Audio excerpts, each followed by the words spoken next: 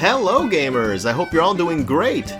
It sure has been a while since I made one of these videos.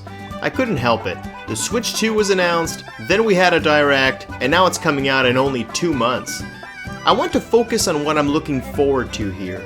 But first, I would like to talk very slightly about the price. Personally, I think the price of the console is acceptable.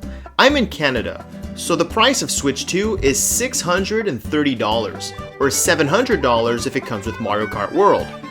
Yes, it's not cheap, but you know, I remember paying $830 for a PS5 accessory with PSVR 2, or $1,500 for the Valve Index.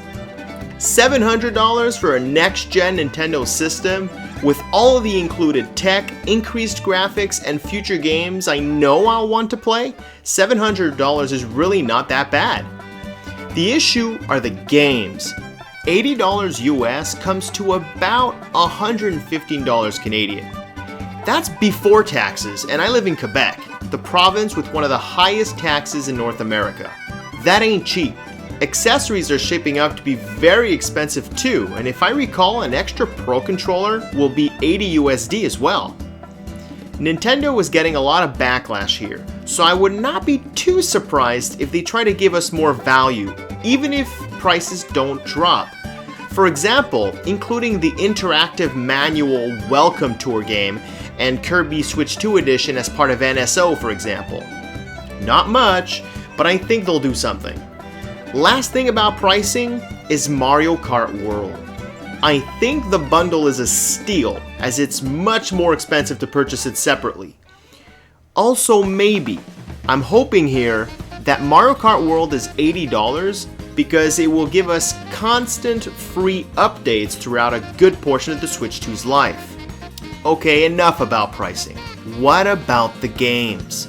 Going back to Mario Kart World, I cannot stress how brilliant it is for Nintendo to release their best-selling game at launch. This is the most beautiful kart racer I have ever seen. It looks incredibly ambitious, and new gameplay mechanics like grinding on rails and especially wall jumping looks incredibly interesting. I even saw an online image of a red shell grinding on one of those rails. Maybe wall jumping can be used to dodge certain items, and overall, I am really impressed. I love the idea of having 4 different tracks seamlessly following each other with checkpoints too. Would be nice if this new knockout mode had a no knockout option too. Sounds weird, but if I can race through 4 different tracks with some of my more casual friends, without the fear of getting eliminated early, then that's perfect. In all, this game will consume my life. Oh, and you know what other game will consume my life? Donkey Kong Bonanza. A little more than a month after launch, we get to play the revival of a 3D Donkey Kong platformer. I am a massive fan of collectathon platformers, and this game is no exception. Also, is it just me, or I can clearly see the Odyssey team's footprint all over this game? Crisp visuals, open environments, and addicting gameplay. That's what I saw here. I was incredibly shocked that the Switch 2 Direct did not end with a 3D Mario game. But know what? This is even better, because you know very well that Nintendo will not go a generation without a 3D Mario. This means we'll get a minimum of 2 super hype 3D platformers from Nintendo. Other than Mario Kart and Donkey Kong, Kirby Air Riders was a neat surprise. Masahiro Sakurai is one of the best developers, period. What he's done with Smash Bros. Is nothing short of outstanding. We also know what he can do when he tackles a different IP like Kid Icarus. We don't know much about Kirby Air Riders yet. We know we'll be able to race, but I'm hoping there will be some type of story mode and city trial type mode. We have a lot of high-profile racing games in 2025, like Mario Kart World, F-Zero GX HD on NSO, Fast Fusion, which is an indie racer but looks pretty good, Sonic Racing Cross Worlds, and now Kirby Air Riders. I almost wish Kirby Air Riders was a 2026 game because of this. as I think at least one of the racing games I mentioned will not sell as well. Speaking of Sakurai, I am crossing my fingers. He's low-key working on 2 projects. I remember Namco opening up 2 different studios dedicated to work on Nintendo games, and a job listing for one of them mentioned stage creation for a 2D action game. I know action game is a very broad term. I mean, Mario could be classified as action instead of platformer internally. Still, my hope is that Sakurai is focusing on Kirby Air Riders, while overlooking the next Smash game made by Namco. At least that way, the next Smash would have already had 2 to 3 years of development. There's one more game from that direct that interested me a lot, Duskbloods. Although this game is not originally what I thought it was. I am a massive fan of Souls-like games, and I was so happy when I saw a Switch 2 exclusive Souls-like game.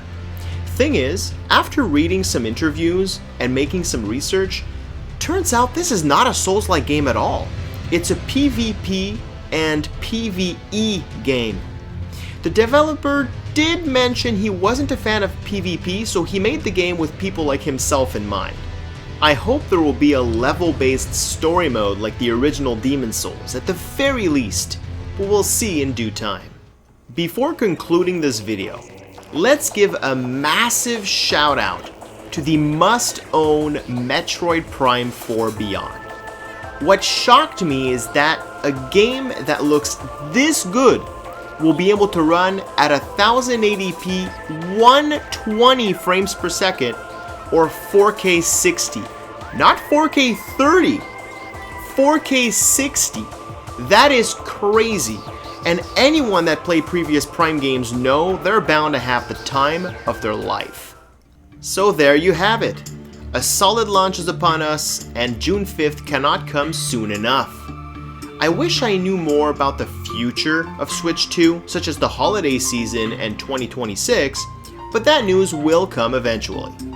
Man, just the idea we'll have a brand new next-gen Nintendo console in just 2 months, with both Mario Kart and a new 3D DK right after, is insane.